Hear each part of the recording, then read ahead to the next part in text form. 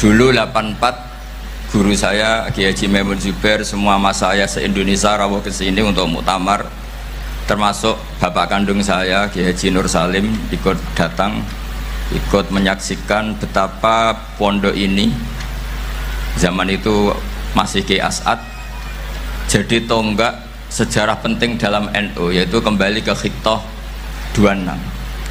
Kita tahu NU dulu itu ormas, kemudian era Gus Wahid jadi partai politik, era Gus Dur karena saran beberapa kiai, wafi muqaddimihim ada Kiai As'ad, Kiai Ahmad Siddiq dan beberapa kiai, kembali lagi ke Khittah 26, yaitu menjadi ormas, organisasi masyarakat yang menaungi, yang mengayomi, yang menganjurkan mazhab ahli sunnah wal jamaah.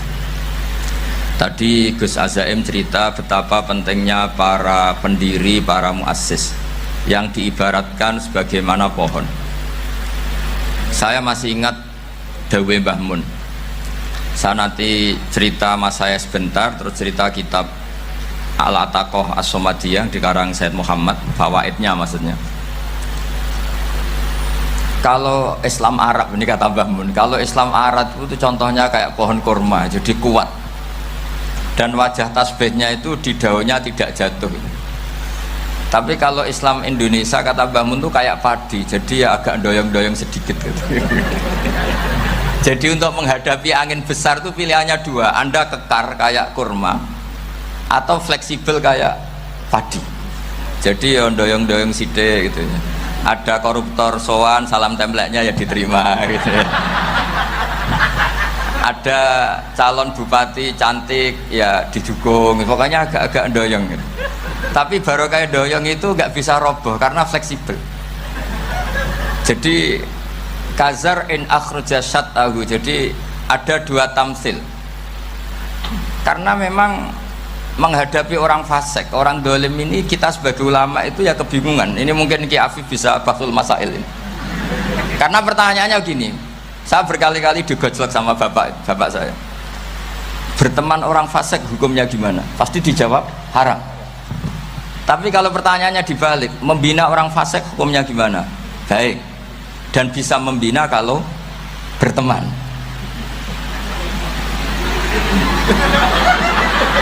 Makanya Gus Azaim pernah bikin seni deh, muktamar seni. Anggap saja madhabnya seperti itu gitu.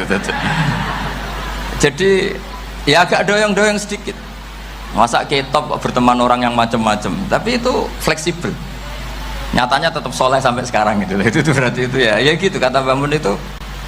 Jadi untuk menahan angin yang besar pilihannya hanya dua. Anda kokoh kayak pohon kurma atau fleksibel kayak padi. Nah, Islam Indonesia kata Mbah Mun itu pari wae katanya, padi. Jadi ungkapan-ungkapan para mas saya ini penting karena khazanah yang saya baca. Saya berkali-kali cerita ini dalam kitab Khilyatul Auliya. Itu Abu Nu'aim Al-Asfihani cerita tentang riwayat Sufyan bin Uyainah. Ini gurunya Imam Syafi'i. Itu setiap kali Nabi Isa dan Yahya, ini dua nabi yang sekurun, sama-sama masih muda. Nabi Yahya itu senengannya dolan ke orang-orang soleh, menyambangi orang-orang soleh. Tentu itu bagus. Tapi kalau Nabi Isa ini suka menyambangi orang-orang yang fasik, orang-orang yang nggak jelas. Ketika dua beliau ini ketemu, tentu yang perlu jawaban Nabi Isa karena kontroversi, berteman sama orang-orang yang nggak jelas. Kata beliau, innama ana tabibun udawil mardo. Seorang kiai, seorang nabi, orang yang baik itu ibarat dokter. Di mana-mana dokter tuh ngobati orang yang apa? Sakit. Kalau Anda dokter dan peneliti satu penyakit, pasti cari daerah yang banyak pandeminya. Masa neliti pandemi di orang-orang yang apa? Sehat. Jadi ini juga perlu dibahsul masail kan. Karena tadi dibolak-balik itu. Bina orang berteman orang fasik hukumnya haram karena wa in kana dasarin fajannibhu sur'atan. Tapi kalau bina orang fasik hukumnya baik, bisa bina kalau berteman. Jadi fikih itu ya karek diwolak-walik. Makanya sholat juga gitu, sholat yang tumak ninah yang lama itu ya bagus. Masa jagongan mbek pangeran nggak asik, Jagungan sama teman aja asik, masa jagungan sama pangeran tidak apa? Asik. Tapi kalau Ibnu Abbas sholat tuh cepet. Ketika ditanya, kenapa kalau anda sholat cepet? Setan baru tata-tata mau goda, saya sudah selesai. Kata. Karena setan itu ya jaga jaim tuh, jaga image. Jadi kalau mau goda orang itu ya surinan dulu, macak-macak dulu. Ternyata mau ke situ sholatnya sudah selesai. Lah kebetulan mazhab saya itu yang kedua itu gitu. Jadi kalau Gus Azaim itu sholat lama sekali, itu ada mazhab tandingan, yaitu mazhab saya. Itu karena ini sepuh saya, meskipun top beliau tapi sepuh saya. Saya sudah 50, beliau baru 40. Ini berarti baru memulai kiai. Kalau pakai umur nubuah ini baru memulai. Jadi mazhab itu penting. Jadi pembanding itu harus diutarakan. Sehingga dalam fikih manapun itu sebuah madhab itu harus diuji itu lewat pembanding. Dulu itu setiap debat fikih antar ulama itu mesti nggak ada yang menang. Misalnya saya kiai kelihatan miskin tuh ya baik supaya santri-santri yang miskin itu punya teman gitu. Karena rata-rata santri itu miskin. Nah, dikancani kiai kan seneng gitu. Tapi problemnya kiai yang miskin itu ya nggak bisa nolong santri karena dia sendiri apa miskin. Makanya dulu Imam Syafi'i itu pengagum orang miskin. Setelah ngaji Imam Malik tanya, ya Imam Malik orang yang sealim jenengan itu siapa? Jawabnya Imam Malik lucu. Dulu Abu Hanifah, sekarang orangnya sudah meninggal ya. Ilmunya dititipkan atau diwaris oleh Muhammad bin Hasan Asy-Syaibani. Akhirnya Imam Syafi'i dibiayai Imam Malik ke Irak. Imam Syafi'i miskin, bisanya ke sana dibiayai Imam Malik. Itu seperti Abu Ya Said Muhammad masyhur, ini murid beliau. Kalau ada santri boyong kan mesti apa? Disangoni.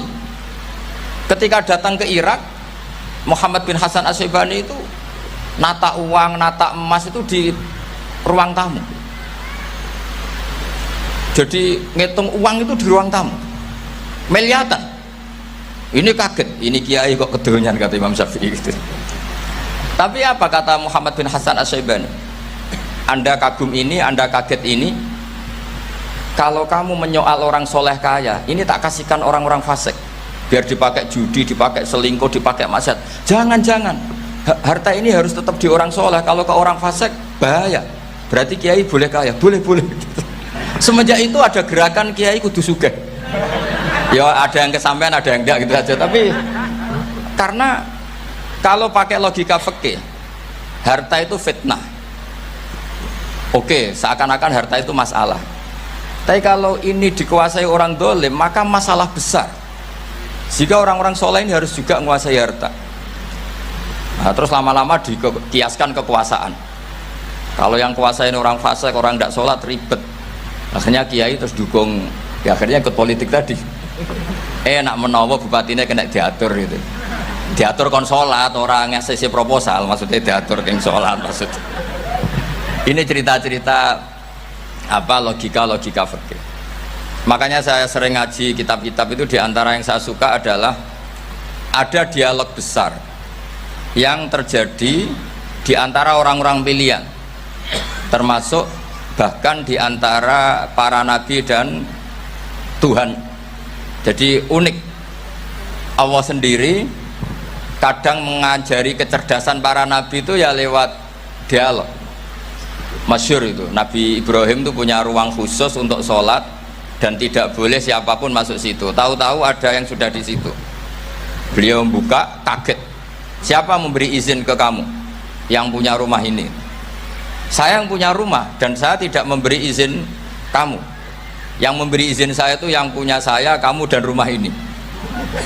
Yaitu Allah Ta'ala katanya. Wah berarti kamu malaikat dong? Iya, saya malaikat Israel. Disuruh nyabut nyawa kamu kan? Ya agak sopan karena nggak pernah mondok di Salafiyah gitu, namanya malaikat Israel itu. Itu akhirnya Nabi Ibrahim bilang, wah itu keliru, Anda pasti keliru. Hal ra'aita habiban yumitu habibah, hal ra'aita khalilan yumitu khalilah. Saya ini Khalilur Rahman, saya ini kekasih Allah, masa ada kekasih bunuh yang dikasih? Itu Israel akhirnya ngaji, masuk akal juga. Ternyata perintah ini mungkin hoax ya, pokoknya dia terus mikir akhirnya. Iya ya, masa ini kekasih Allah kemudian oleh Allah dibunuh, dimatikan. Terbanglah Israel, matur lagi, ya Allah, kata Ibrahim, hal ra'aita khalilan yumitu khalila. Masa kekasih bunuh yang dia apa? Kasih. Kayaknya masuk akal Gusti. Mulai ngaji lah kira-kira gitu malaikat itu. Akhirnya oleh Allah dijawab, ya sudah begini, kamu datang ke Ibrahim bilang, hal ra'aita habiban yakrahu ayyalqa habibah. Masa kekasih tidak siap ketemu yang dikasih. Nah, jadi akhirnya Nabi Ibrahim, Israel datang lagi. Logikanya sekarang nggak gitu, begini katanya, diajarin.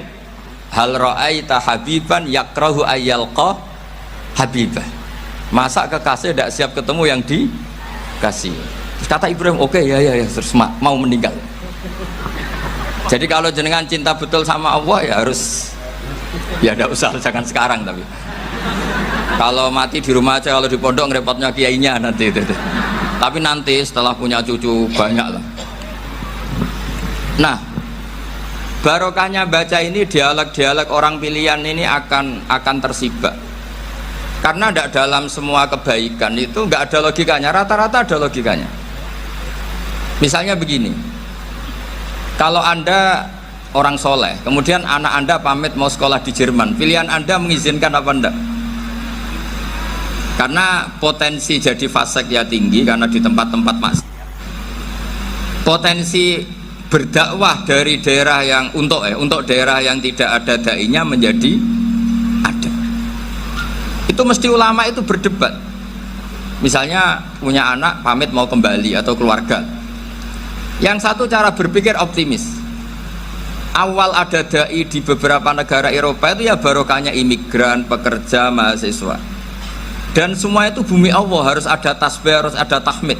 Dan itu harus dimulai dari kemauan atau mengizinkan anak asuh kita ke sana. Tapi di sisi yang lain potensi jadi fasik itu tinggi sekali. Wamana iman pas-pasan. Nah, hal-hal seperti ini itu pasti jadi perdebatan. Dan kita harus menjawab. Dan tadi kayaknya di semua Basul Masail Pondok Salafiyah jawabnya pede semua, nggak ada ragu, nggak ada khilaf. Baguslah kalau pede. Meskipun nanti mungkin ada ulama lain yang cara berpikir apa? Berbeda. Sehingga ini saya cerita ya. Sehingga di kitab-kitab fikih, misalnya saya kok hidup di Bali sudah punya komunitas ngaji. Itu kok saya pindah ke Sukorejo sini, banyak ulama yang mengatakan haram. Karena membiarkan bumi Allah yang sudah pernah ada orang yang sujud kemudian ditinggalkan kosong dan kemudian dikuasai orang yang tidak sujud. Jadi dianggap itu pembiaran. Jadi banyak di kitab Qalyubi, sarahnya Mahalli, jika ada seorang muslim yang hidup di negara orang kafir, dia nyaman, tidak dapat teror, itu nggak boleh lagi pindah ke negara Islam yang sehat. Karena takutnya li Allah yastau liyal kafir tilkal buk'ah, supaya bumi itu tidak dikuasai orang kafir. Jadi ini hal-hal yang para fuqaha itu harus berdebat. Karena ini masalah-masalah furu'iyah. Sehingga mulai dulu ya banyak ulama yang nyun sewu berpolitik, mulai Wali Songo sampai sekarang alhamdulillah yang minat banyak. Mungkin bedanya ikhlas sama tidaknya. Tapi kalau saya pernah dikeluhin utusan dari ya komunitas Islam Indonesia itu dulu itu ceritanya banyak yang dari Kamboja. Dari kalau dulu orang cerita itu orang Cempa. Itu setelah di Indonesia besar Wali Songo dan Brawijaya 5 itu sudah mulai oleng. Itu singkat cerita mereka berpikir ingin bikin kerajaan apa? Islam di Demak Mintoro dengan raja pertama yaitu Raden Fatah, karena Raden Fatah ini putra Brawijaya. Padahal setelah jadi kerajaan ini era cucu sudah konflik, berebut kekuasaan. Akhirnya sampai jadi Jipang, jadi Jogja, jadi Solo dan seterusnya. Tapi kata Mbah Mun itu tetap barokah kata. Karena orang Islam terus terbiasa mimpin. Sekeliru-keliru sidik, pokoknya orang Islam biasa mimpin. Sehingga zaman Mbah Hashim ya sudah mimpin Masumi, zaman Ki As'ad pengaruhnya besar, sampai sekarang Kiai-Kiai pengaruhnya besar. Nah barokahnya Kiai-Kiai pengaruh besar ini sampai moral jadi ukuran. Misalnya sekarang ada calon bupati kok nggak sholat, itu pasti kalah. Jadi sholat itu jadi tolok ukur untuk calon apa? Bupati. Meskipun mungkin punya efek pura-pura sholat, tapi nggak apa-apa lah. Sementing moral ini jadi ukuran. Sementara yang di Thailand, di Patani, itu karena dulu pelajarannya tasawuf, itu orang nggak ambisi mimpin dunia. Tahu-tahu dipimpin. Dan akhirnya nyuwun sewu ya saake Islam-Islam yang dulu terlalu tasawuf karena nggak punya pengalaman memimpin, akhirnya lazimnya konsekuensinya hanya dipimpin. Tapi Islam Indonesia beda karena kulino mimpin itu akhirnya dari orang Islam biasa menjadi Islam yang sholat sampai Islam yang bisa ngaji, itu bisa mimpin negara. Tentu yang paling populer dimulai Gus Dur. Jadi ini sesuatu yang barokahnya istihad para kiai, sementing Islam kulino mimpin. Jika di Indonesia itu barokahnya itu, kebaikan itu jadi tolok ukur. Ada orang kok terkenal koruptor atau terkenal nyuwun sewu selingkuh atau terkenal apa, itu pasti tidak jadi.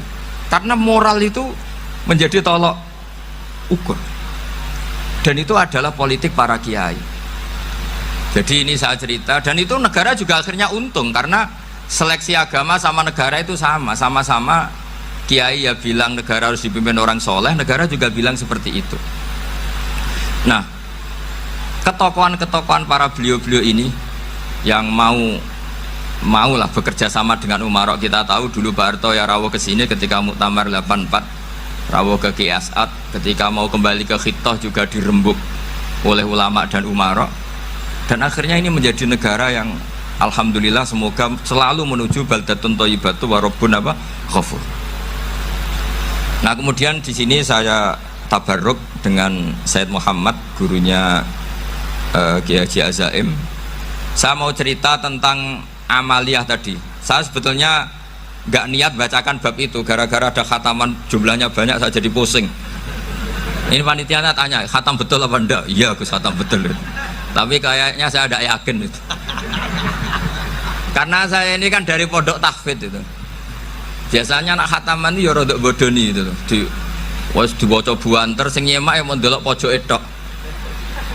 Mergo kebanteren. Nah, akhirnya lafat-lafat yang di tengah itu enggak di apa? Baca.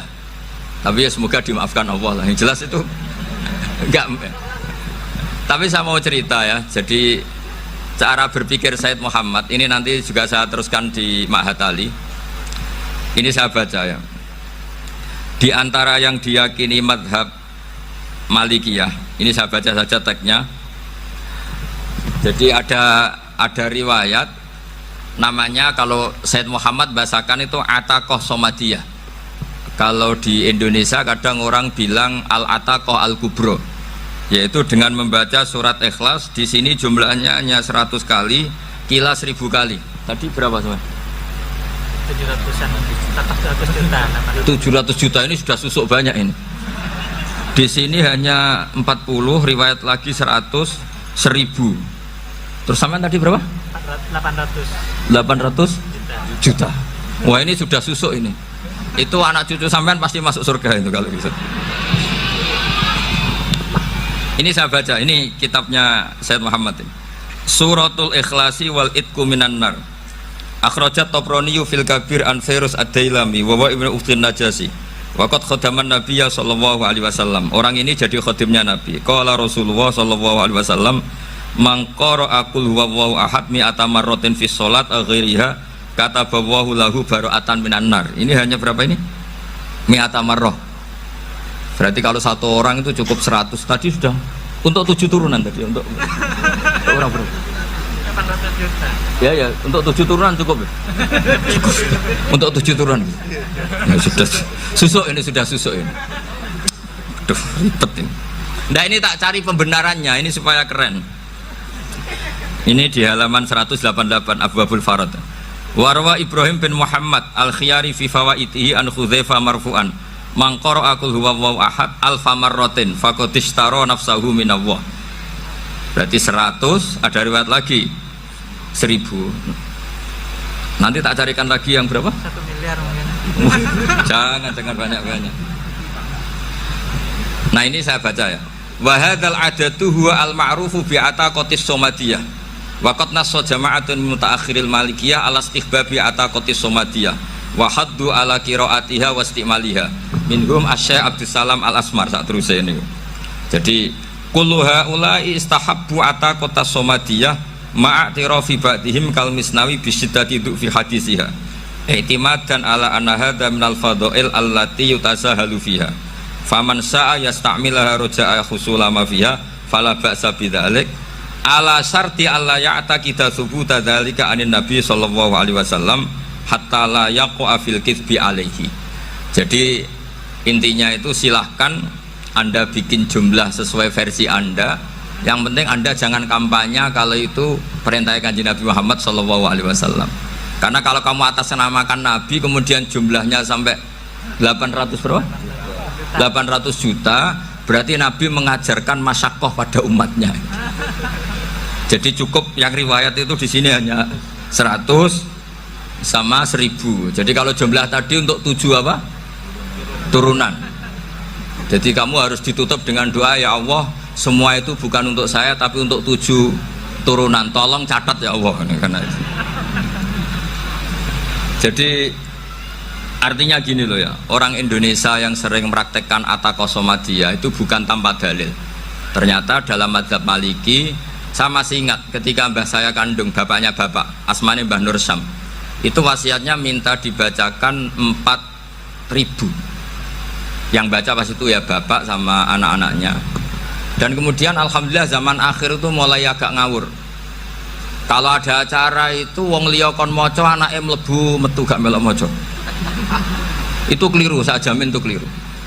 Saya sering kalau mimpin di rumah, kalau yasinan di tonggo-tonggo kok anaknya gak moco, saya keluar. Bapakmu wong liya kok kon moco, kata saya gitu. Jadi itu menurut saya itu yang jelas. Saya sampai ngisi begini, yang ada riwayatnya itu idza mata ibnu adam min qata amaluhu ila min salasin shadaqatin jariyah au ilmin yuntafa'u bi aw waladin sholihin yatullah. Itu tidak ada di hadis au kiyayin sholihin yatullah, kata saya. Yang ada itu awaladin apa? Sholihin. Jadi anaknya harus ikut, kalau tidak ada usah, kata saya. Akhirnya anaknya udah tinggi Gus nggih. Wah, akhirnya tak kei jagung paling akeh, kula mendet sithik. Wong aku ra anake kok. Kadang-kadang enggak, orang lain baca buahnya anaknya mau mlebu metu mau enggak manggakno tamu mbek rokokan. Itu harus ditobatkan itu. Keliru itu.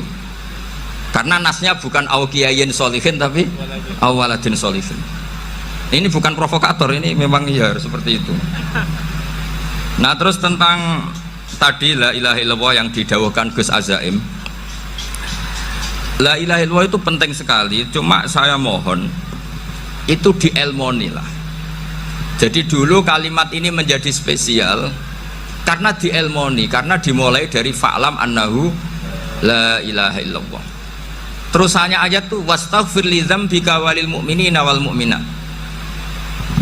Saya ulang lagi ya. Terusannya ayat tuh wastaghfir li dzambika walil mu'minina wal mu'minat. Makanya menurut mazhab Sadili, kamu disuruh baca la ilaha illallah dulu, jangan istighfar dulu. Saya ulang lagi ya. Dalam mazhab Sadiliyah itu la ilaha illallah dulu, nggak boleh istighfar dulu. Alasannya masuk akal. Orang yang kafir 70 tahun itu sekali baca la ilaha illallah itu langsung yughfar lahum ma qad salaf. Sehingga la ilaha illallah sendiri sudah punya kekuatan supaya dosa kita diampuni. Qul lil ladzina kafaru iyantahu yughfar lahum ma qad salaf. Cara menghentikan kekafiran gimana? Dia melafadzkan la ilaha illallah. Ini kalimat yang begitu saktinya sampai orang yang kafir puluhan tahun itu dosanya semuanya terhapus hanya karena melafadzkan la ilaha illallah. Nah, makanya kata Abdul Hasan Asyadili wastaghfir li dzambika ay biadil kalimah. Seseorang sah di istighfar itu kalau melafadzkan la ilaha illallah. Misalnya ada orang kafir mati kafir, sah nggak anak cucunya mengistighfari dia? Tidak sah karena belum melafadzkan la ilaha illallah. Makanya kata Abdul Hasan Asyadili wastaghfir li dzambika ay bihadil kalimah. Sehingga lafadz ini spesial betul. Tapi kadang-kadang beberapa mursyid cara berpikir lain. Ini kalimat thayyibah harus dibaca orang suci, sehingga mendahulukan apa? Istighfar. Untuk supaya pas ngelafatkan kalimat thayyibah sudah dalam keadaan apa? Suci. Itu juga masuk akal. Tapi secara meyakinkan saya sendiri lebih mengikuti manhajnya Abil Hasan Asyadzili karena alasannya tadi, yang kafir puluhan tahun saja langsung luntur dosanya karena melafadzkan la ilaha illallah. Artinya la ilaha illallah sendiri sudah bagian dari istighfar. Nah, ya tadi buktinya fa'lam annahu la ilaha illallah terus wastaghfir lidzambika walil mu'minin. Jadi orang sah diistighfari itu setelah dipastikan sah tauhidnya. Jadi setelah tauhidnya sah yaitu la ilaha illallah baru sah apa? Diistighfari. Sehingga orang kafir, saya ulang lagi, orang kafir yang mati kafir anak cucunya tidak boleh apa? Tidak boleh menistighfari. Terus saran saya kedua, la ilaha illallah itu filosofinya itu nafyun li uluhiyati ghairillah wa isbatun li uluhiyatillah wahdah. Filosofi la ilaha illallah itu gimana? Menafikan semua selain Allah itu tidak Tuhan dan hanya menuhankan Allah semata. Nah itu caranya gimana? Caranya kita harus terbiasa ini, karena tadi saya dibilangin panitia ini rata-rata mustameknya atau mustamiatnya ini santri. Caranya gimana? Dilatih pakai logika. Saya berkali-kali cerita kalau ngaji, saya sekaligus kampanye. Allah itu Tuhan yang begitu fair. Untuk menjadi Tuhan Allah mempersilahkan, ada kualifikasi Tuhan. Jadi boleh dikompetisikan, itu boleh kata Allah. Nggak apa-apa kamu ngaku Tuhan gitu kata Allah. Tapi nak ngaku pangeran itu paling enggak ya direputasi lah. Ada verifikasinya. Dimulai dari apa? Ya kalau jadi Tuhan itu setidaknya bikin langit bumi lah. Aturannya gitu. Jadi kalau daftar bupati ya daftarlah ke KPU. Masa tahu-tahu jadi apa? Tuhan kemudian tidak punya prestasi bikin langit bumi. Sehingga Allah itu cara ngendikan itu ya fair. Qul ara'aitum ma tad'una min dunillah aruni madza khalaqu minal ardi am lahum syirkun fis samawat. Coba yang kamu tuhankan selain saya, prestasinya apa? Ketika saya bikin bumi itu apa ikut bikin? Terus am lahum syirkun fis samawat. Kalau bikin langit, kalau nggak bisa ya urun lah gitu. Urun semen apa urun bego, pokoknya urun lah gitu. Urun ora, gawe bumi ora, ngerti-ngerti ngaku dadi pangeran. Kul hatu burhanakum. Jadi ya kan ya lucu kan, misalnya syarat kiai di Salafiyah kan keluarga Kiai As'ad, cucunya ngaji ngalim. Orang keluarga Kiai As'ad terus aku kiai utama di Salafiyah. Oh mesti di penjara ya. Lah yo gak gawe langit bumi, gak ada prestasi terus ngaku sebagai apa? Tuhan. Sehingga fair. Makanya saya berkali-kali cerita. Jubair bin Mut'im itu punya anak namanya Muhammad. Ini sudah orang alim.